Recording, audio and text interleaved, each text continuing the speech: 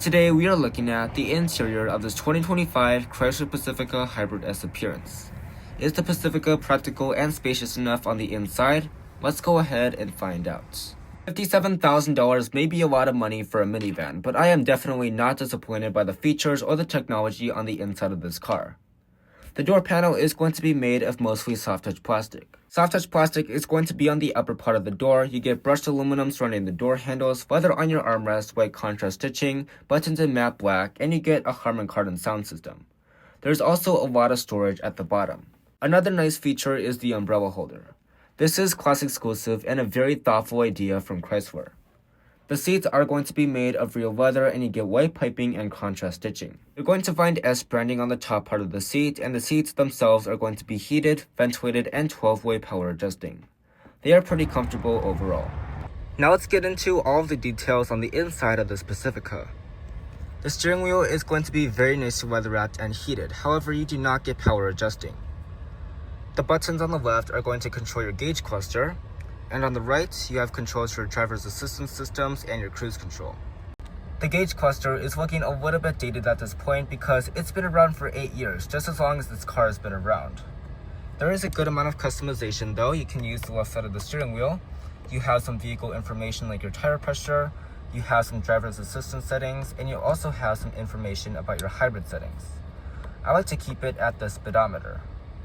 You also have your hybrid gauges instead of a traditional tachometer. Materials are not going to be amazing in this Chrysler Pacifica Select. You get soft touch plastic on the upper part, white contrast stitching, hard plastic beneath all of that, some gloss black surrounding your climate controls and other controls, and you have a little bit of leatherette to rest your knee against. There is also some more gloss black on the center console. This gear selector is actually made of real metal, so that is a very nice touch. Now let's take a look at storage because this is very important for a minivan like this. Under the center console, which is a sliding door, you'll find a little bit of storage space, 2 USB ports, a DC outlet, and 3 coin holders. You also get 2 cup holders in front of that, and you'll find some more cubbies and 6 USB ports. There's also a wireless phone charger. You also get some underfloor storage. Now let's take a look at the climate controls. I am very happy to say that Chrysler kept physical buttons for most of the controls. To adjust the temperature, you're just gonna push these buttons right here, and then to adjust the fan speed, you're just gonna turn this dial. To get your heated and ventilated seats going, you will have to go into the infotainment system. Thankfully, it is very simple. You can control most functions with this area down here, but I think it is a little bit easier to use the screen, which is something I did not think I would ever say. Chrysler made it very simple, just click comfort right here, and then that will bring up all of your climate menus. You just use the sliders right here to adjust the temperature, and then you can also use the max AC right here, and then adjust the fan speed right here, and then you also have your front and rear defrost controls. Now let's go ahead and check out the main infotainment system. This is probably the best infotainment system in the minivan market right now because this is running the latest Uconnect 5 software. It is very fast and you have plenty of customization. You can add your own widgets like seats and wheel if you don't want to go all the way over to comfort and click the ventilated or heated seats. You also have other widgets like the battery level for this hybrid model, which I think can be pretty useful.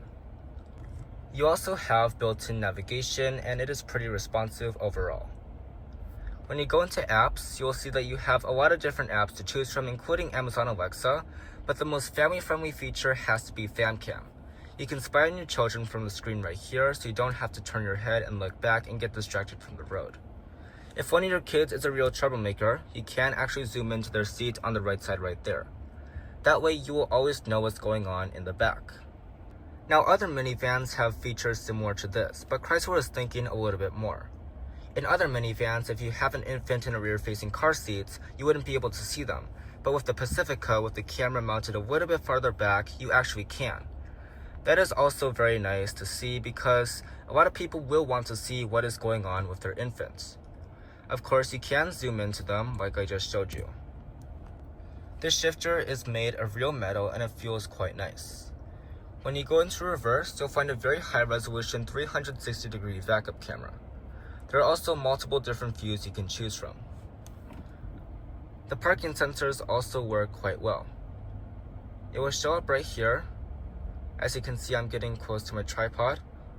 So it's going to make a little noise. You can see something right there and on the gauge cluster. It will get a little bit faster as I approach the object.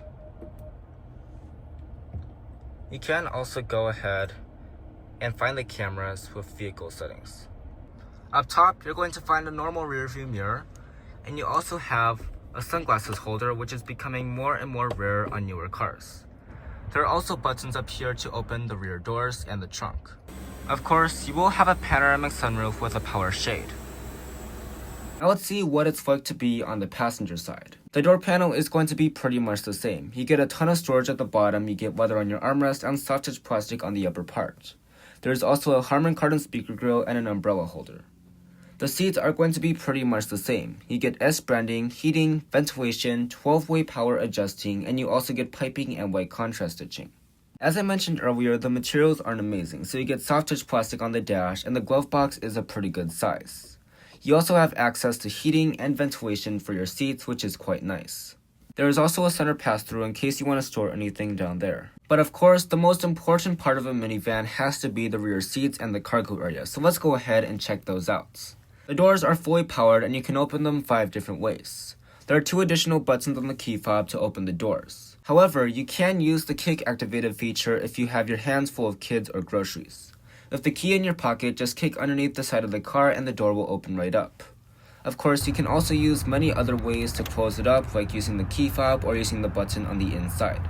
You can also push a button on the door handle, or you can pull the door handle itself. The Pacifica Hybrid does not come with stow-and-go seats, so the seats are going to be a lot more comfortable. They will be made of real leather, but they will not be heated. In the back of the Pacifica, you get tons of legroom and headroom as well as amenities.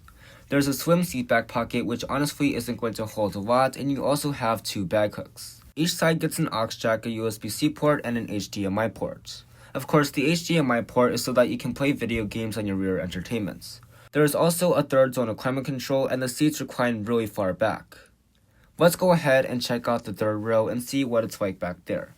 In the 3rd row, you'll find a lot of legroom and headroom. The headroom is definitely class leading. This seat is slid all the way back for reference, and there is still plenty of space.